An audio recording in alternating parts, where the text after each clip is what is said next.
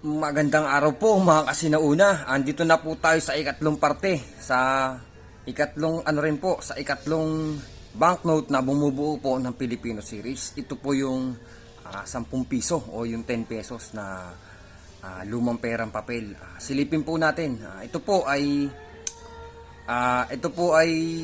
ginawa sa administrasyon ng Pangulong Ferdinand Marcos Sr. Ito po yung 10 piso mga kasinauna. Meron din po tayong dalawang muka o dalawang klase ng 10 piso dito. Ayan. Pares lang po siyang Filipino series. Ito pong nasa bandang ibabaw ay nasa pamamahala po ng tagapangasiwa ng Bangko Sentral na si Kalalang.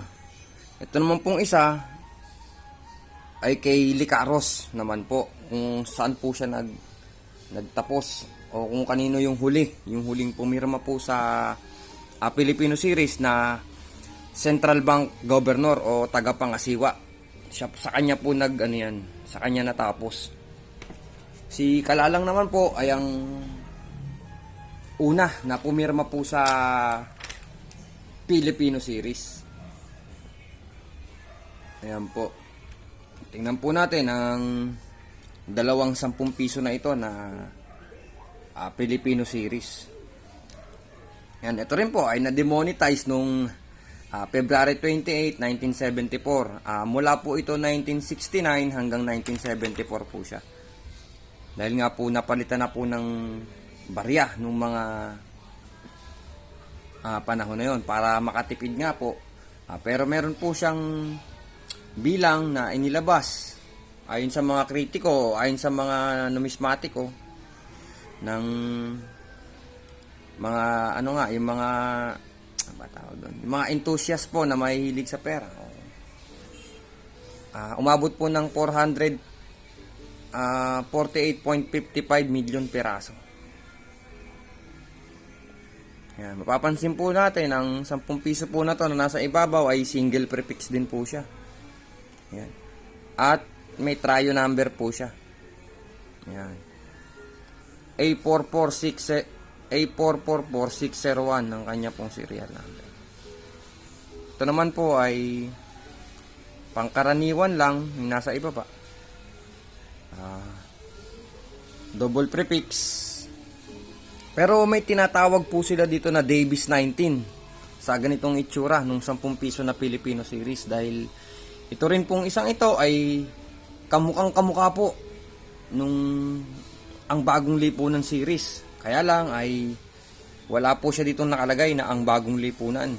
Kaya yung iba ay napagkakamalang ito po ay error dahil insufficient nga daw po o kulang ng tatak. Pero hindi po, ito po ay pangalawa na print na inilabas ng ang bagong lipunan series. Ay ng Filipino series, sorry po. Siya po yung pangalawa, kaya kamukha niya na po yung ang bagong lipunan, dahil siya yung nauna bago ang bagong lipunan. Doon po nakuha yung design ng ang bagong lipunan series, hindi po dito sa nauna. Kadalasan po ganito ang nakikita ng mga kolektor o ng mga nangungoleksyon ng pera, ng lumang pera natin. Dahil nakita po ito na walang ang nakalagay na ang bagong lipunan, akala po nila ito po ay error. Ito po, sa bandang ibabaw o sa bandang itaas, makikita po natin ang salitang Republika ng Pilipinas. Ang salaping papel na ito ay isang bayari ng Bangko Sentral at lubos na pananagutan ng pamahalaan ng Republika ng Pilipinas. Yan, pares po yan, yun po ang nakasulat sa kanila. Yan, sa bandang kaliwa naman po, sa itaas at sa ibaba, ganun din po sa kanan, merong isa na nakalagay na 10 piso. Dito rin po sa dalawang sulok. Ayan, at sa bandang kaliwa po ulit ang portrait o larawan ni Apolinario Mabini o ng Dakilang Lumpo. Ayan.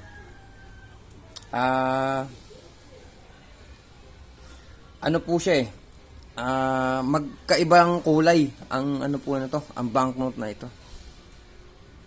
Makikita po natin sa larawan kung ano pinag-aiba nila. Medyo mas light yung nasa ibabaw. O mas darker naman yung portrait nung nasa ibabaw. Tapos po, yung nasa ilalim, mas lighter naman.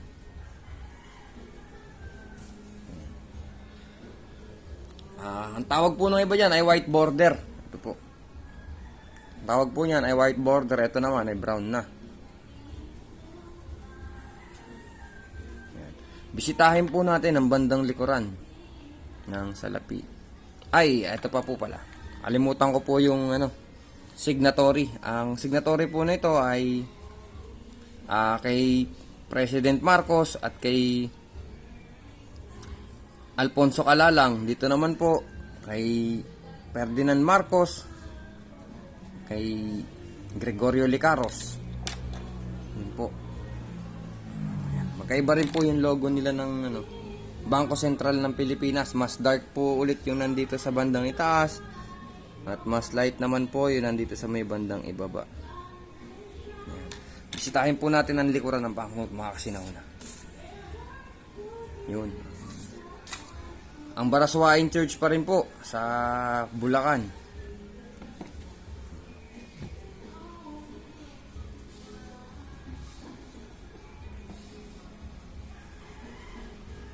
Ayan po, ang ganda ng ating 10 peso banknote.